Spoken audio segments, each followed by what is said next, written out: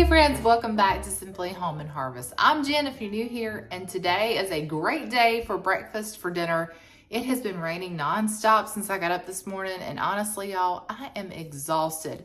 It's been a busy weekend. We had a late night staying up watching our favorite team lose a Final Four ball game. You can probably guess who that was. We were hoping our team would make it to the championship game, but sadly they did not. So anyway, that being said, I'm tired, it's raining, and I thought it was the perfect night for breakfast for dinner. So I haven't done one of these videos in a very long time. In fact, I look back and it's been a couple of years since I made our sausage gravy. I was thinking about doing grits casserole, but Alex has requested the Cracker Barrel Hashbrown Casserole, which you might have seen that one in a video last year, but we're just gonna make it again tonight. We'll put some eggs with it. I've got some applesauce in the fridge, and I think that will do it. Make a wonderful, yummy, comforting breakfast for dinner on this very rainy day. Okay, so the first thing we're gonna do is assemble our hash brown casserole. Now, before we get started, I wanted to show you, I had a block of sharp cheddar cheese, and I used my cheese grater. You guys have seen me use it before. Our recipe only calls for 2 cups, but I was able to get double that. So I would say altogether this is about 4 cups of shredded cheese out of an 8-ounce block of cheese that is the same price as the shredded cheese in the bag that is only 2 cups. So keep that in mind. I know it takes longer to shred your own cheese, but not only is it better quality, I think, and they don't have to add that preservative onto it to keep it to help it last longer in the bag. So all in all, it is a better choice, and you get more cheese for your dollar. So that is important to us these days with the cost of everything being so high. So now we have 2 cups of cheese we can use for another recipe. All right, so I am going to half this recipe. I've got my little family cookbook here that's got all our tried and true recipes in it. So I've got my casserole dish greased. Now you could do this in a 9x13, and you could make this recipe as is, but I'm gonna half it tonight for us because there's only 3 of us tonight having dinner, and it's just going to be a better option so we don't have so many leftovers. All right, so we've got our prepared dish here.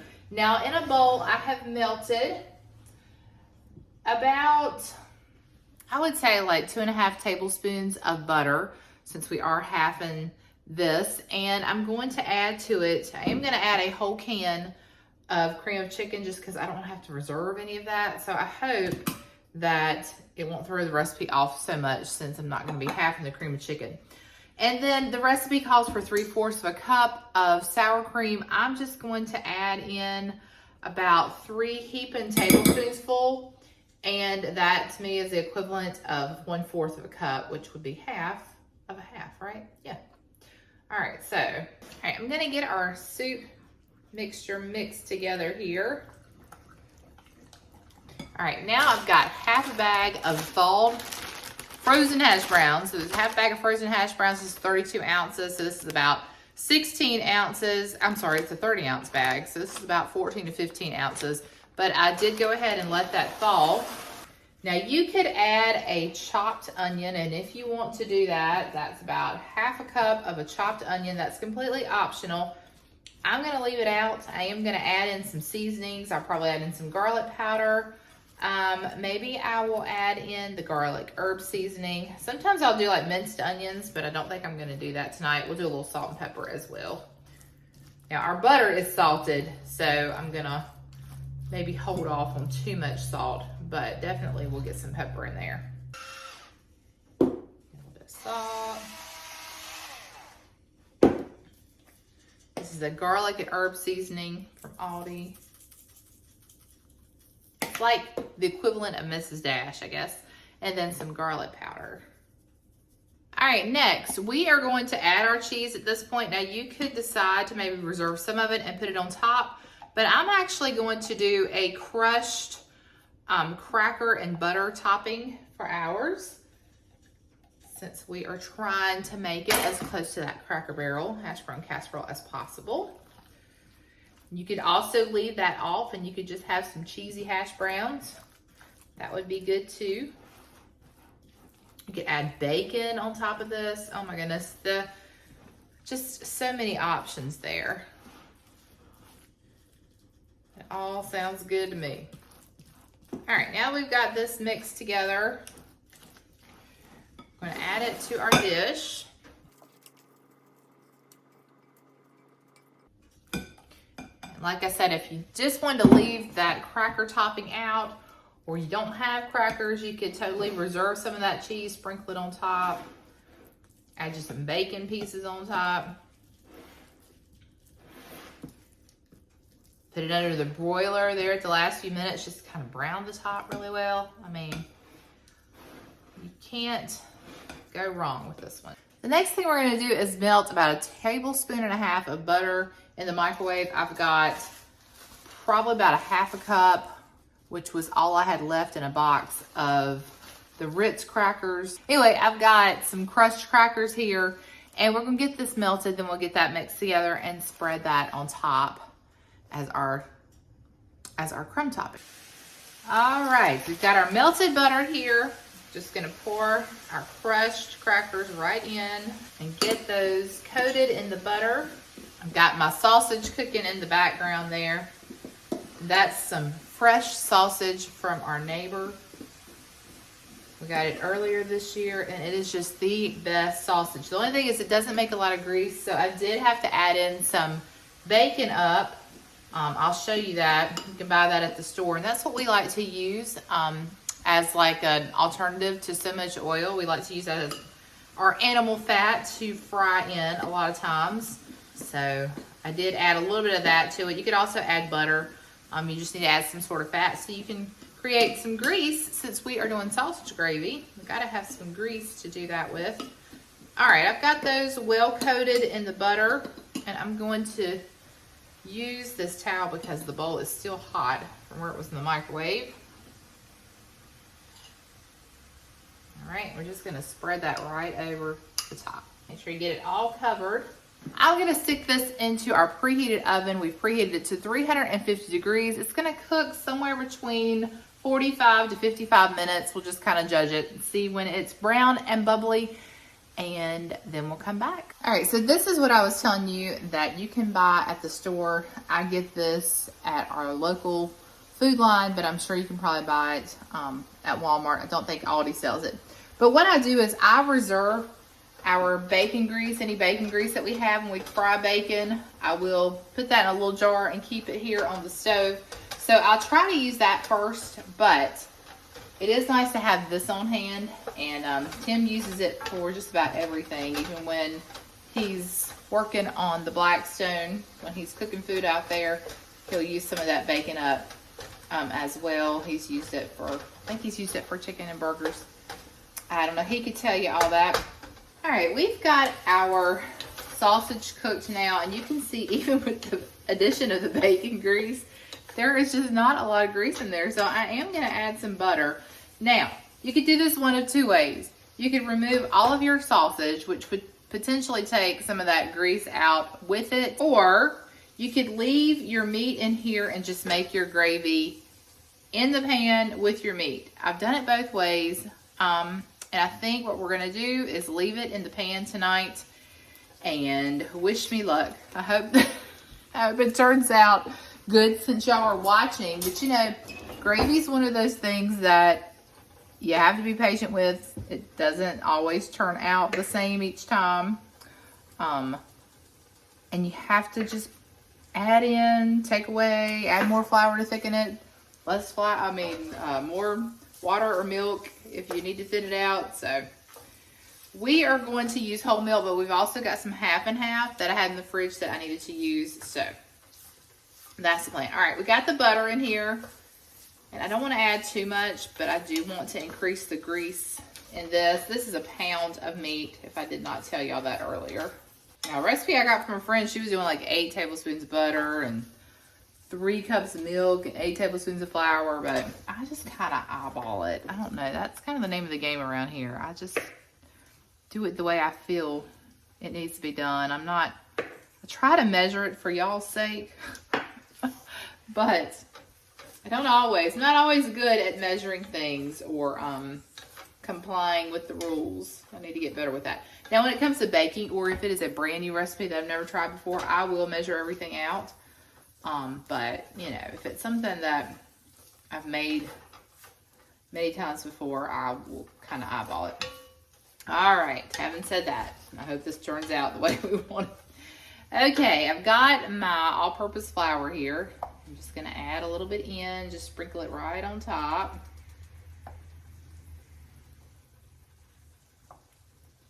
That is probably way too much. Now, what you want to do is you want to just incorporate this into your sausage until it gets like a pasty form, and then, you know, you're gonna let it brown a little bit too. So I've still got the heat up quite a bit. It's at about a 5.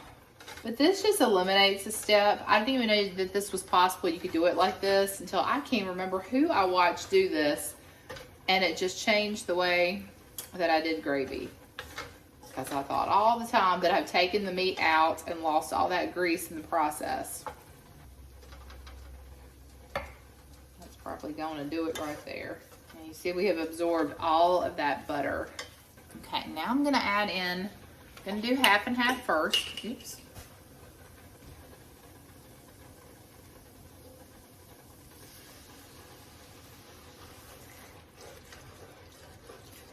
I'm going for probably about a cup of the half and half.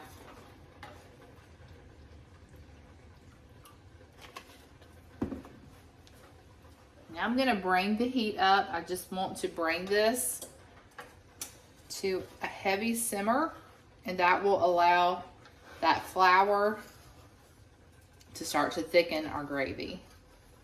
I haven't quite gotten it to that simmer yet, but I wanted to let you know that I did go ahead and finish off the half and half. So I added that last cup of liquid. So we've got about 3 cups of half and half plus the whole milk.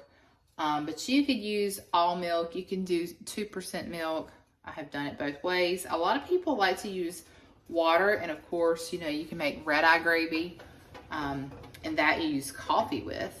I haven't had that in a very long time. Can y'all hear the rain? It is coming down. It's hitting the tin right there where the stove is. All right, we'll let it come to that simmer. All right, you guys, it's been a couple of minutes. Like I said, you have to stand here and continue to stir because you do not want it to start to stick to the bottom. As you can see, it is beginning to thicken up. It's simmering. Now, once you get it pretty thick, I always like to just turn mine back down to low because it will continue to thicken as it cools too and as it sets. And so you're just basically bringing everything up to heat. All right, look at that. Y'all see that thickness? That looks almost perfect for me. And I don't know if I mentioned this or not, but I hope it goes without saying that I am making some homemade biscuits to go with this, because you cannot have sausage gravy, at least for us, without some sort of bread to go with it. And biscuits are always the choice here. Toast would be good too. I'm out of sourdough bread currently. I've got to make some more of that, or yeast bread. I typically do one or the other. That's looking good. I'm gonna go ahead and turn the heat back and let it stay just on low. I think I'm happy with that. I don't think I need to add any more milk. I don't think I need to thin it out. To me, that's just the perfect consistency. I did get that sausage really fine. You could leave the sausage chunkier if you want, or you could just cook sausage patties. You cook sausage patties, you could, you know, make your gravy separate, and then you could just kind of like cut up your sausage patties if you wanted to do it that way and you didn't want to cook your sausage like this. Because I will tell you, when I was pregnant with, I think it was Ella, I developed an aversion to sausage. Y'all might have heard this story before. And for the longest time, and still, I do not like to cook sausage. I don't like to cook ground sausage. For some reason, the fresh sausage doesn't bother me. But that store-bought in a tube sausage, I have to get Tim to cook it. We make a casserole for breakfast for Sunday school. Our Sunday school class is always requesting this one, and it's like a sausage and hash brown casserole. And he always cooks the sausage for it because it turns my stomach every time. But it's something about like the gristle in it too. Oh, anyway, I have found that the fresh sausage, not only does it cook down really well and you can really get it fine, but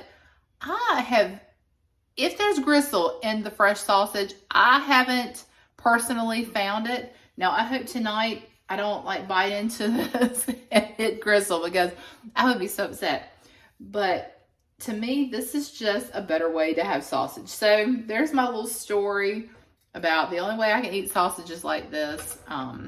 You know, you probably didn't need to know that. That's just bonus. All right, I'm gonna move this to the back burner. I'm gonna keep it on low. Got it covered here because we still have a while before dinner will be ready. The we're not making grits. The hash brown casserole is in the oven. So we're gonna get started on our biscuits, and then the last thing I will do is I will just scramble up some eggs or something. Really, really easy. All right, guys, it's time to get started on our homemade biscuits. Now, I am going to use a recipe that I actually saw for the first time by Brenda Gant. So if you know who Brenda Gant is, she is one of those Facebook, YouTube, Southern cooking grannies. She always makes her biscuits with white lily flour. So I guess it's been probably a year or two now, went and got some white lily flour. And I was amazed at the difference in the consistency of the flour. Since then, I've been using white lily bread flour when I can get it on sale. It is a little bit more expensive than your regular flour in the store, especially if you're buying off-brand. But it is worth the difference. So recently, Food Line put all their white lily 5-pound bags of flour on sale, and I went and stocked up. So we've got the self-rising white lily flour here. We're going to use 2 cups of that. And then we've got buttermilk. Buttermilk makes it better.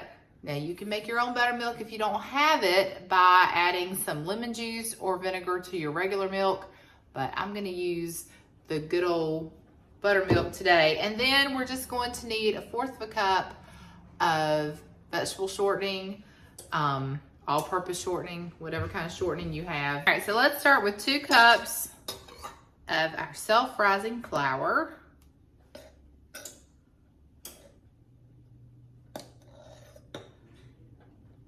There's 2. All right. I like to create a well in the center, and then I'm just going to add in the shortening first. Now, again, I'm kind of going to eyeball it just because I know that it's like an egg size is what you want, and so that's about 1/4 cup. And then you just kind of work it. I use my fingers. Now, it's not a very clean project. We're going to be messy, and I hope the lighting is not too bad for you. But with it being so cloudy today, it's about the best we can do. I stand and block the light because I'm so tall and it's behind me. So one day, y'all, we're going to fix the lighting in this kitchen, and we're going to have some sort of lighting above the counter because, see, I can block it with my height. So I'll try to stand here so that doesn't happen. But you're just going to get that shortening. I suppose you could use butter. You're going to get all your flour just incorporated with the shortening until it's crumbly. And like I said, I use my hands. I do have the silicone mat here that I absolutely love. I would highly suggest getting one of these. Now, a lot of people will just do this on their countertop. I don't know. I have done things on the countertop before. I just prefer to have some sort of mat, especially with the biscuits. Maybe if we get new countertops one day, I can transition over to that. But for right now, I like having my silicone mat. All right, that's pretty good and crumbled. Now, again, just kind of making a well there in the center. I'm going to add my 3/4 cup of buttermilk here.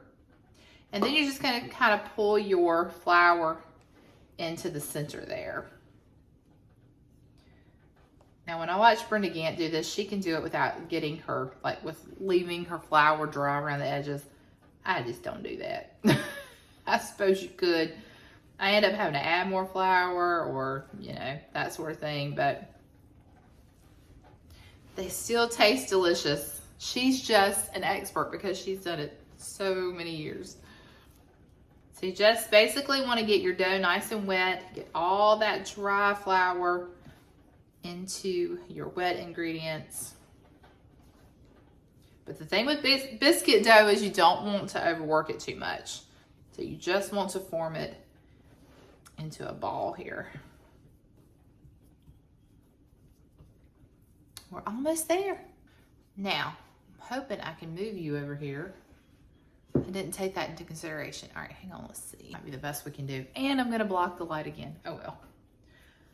All right, so you're gonna take that ball of dough there and just put it right over here where we have prepared our mat.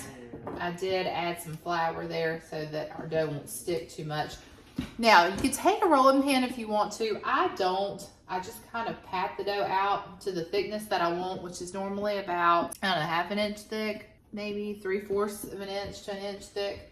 That's good for me. And then I have some biscuit cutters here. You could use a can, like the inside of a can. And that will work too. You could use a glass, just flour it real good. All right, and then you just press down and then lift back up. Try not to twist, because I've heard that that will, like, I don't know, disturb the dough somehow. I'm not really. Alex, are you enjoying this lesson? Mm-hmm. Not really sure how that works. Okay. Mm-hmm. Now we've got our greased pan here. Oh, and you need to preheat your oven to 375 degrees. So it's really hot, but that way the biscuits will rise up and they won't get too dry in the process. Alex is sitting here, y'all can't see him, but he's gonna enjoy a little cooking lesson today. Mm-hmm. Yeah. Just observing. You're observing. Maybe one day you can make these biscuits for us. How about that? Maybe. This is what's so fun about going to Biscuitville. I don't know if you have Biscuitville's in your area, but we like to go there and watch them make the biscuits. All right, so we're gonna repeat the process.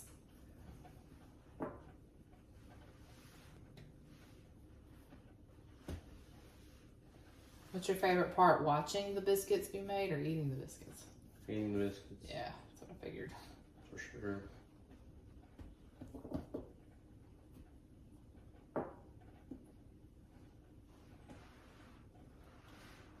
This last piece here is always like the sample biscuit because it doesn't come out as pretty as the others. So we like to sample it. Oh, well, that's good enough. All right.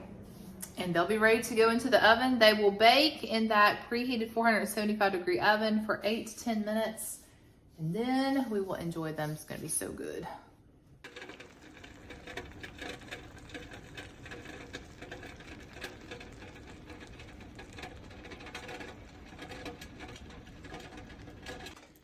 Got us some scrambled eggs here that we made just to have a little bit there to go with our sausage and gravy.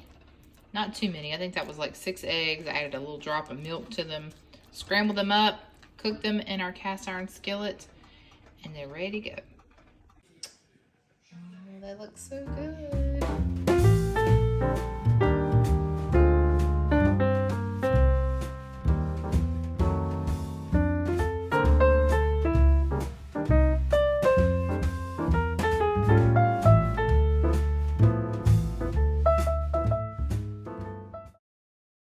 Everything is ready. Tim is on his way home, and we won't have Ella here tonight because her job takes her out of town, and she's out of town this week. So it's just the 3 of us, but it is still raining, y'all. It's just been cloudy all day, and we are all very tired. So I think we're gonna have this very comforting breakfast for dinner, hang out, watch some TV, and probably call it a night. I had mentioned before that, tonight is the national championship for men's basketball. And we will not be staying up because sadly our favorite team, Duke, did lose on Saturday night. Our family, especially my side of the family, are big Duke basketball fans. I've been a Duke fan my whole life. I think my dad's probably been one his whole life, and it just kept going back generations. At least I think my grandfather passed it on to him. But anyway, they lost. It was a very sad game, and I know, a lot of people, it's just a love-hate relationship with Duke, and I don't want to offend anybody. So, but we do enjoy basketball here. And we'll probably watch maybe a little bit of the championship game, but we won't save it for all of it because that's going to be a late game. I'll have to add a clip of our family hanging out watching, getting ready for the game on Saturday. All right, well, I'm going to get this plated up. I'll show you maybe everything on the plate. I don't know whether or not we'll get taste test or not. I know everybody's really tired and ready to just eat dinner. That's the way it is around here. So I'm going to sign off right here, but I will show you after this everything plated up. I hope you enjoyed today's video. I hope you will make yourself some breakfast for breakfast or breakfast for dinner or breakfast for lunch. Anytime you want to have breakfast is a good time. It is one of my favorite. Breakfast is probably my favorite meal, and I love having it no matter what time of day it is. In fact, I was thinking, do I want to have some decaf coffee with it tonight? And if I was staying up for that game, I would. But I don't want to cause myself any kind of delay in sleep. Decaf probably wouldn't do it, but I don't know if I should take the chance. But that would be really good. A cup of coffee with this would be wonderful. All right, well, if you enjoyed today's video, I hope you will give it a like, share it with your friends, subscribe to my channel if you haven't already done so. And until next time, remember to live simply, use what you have, enjoy the moments that you've been given, and I will see you all in the next one.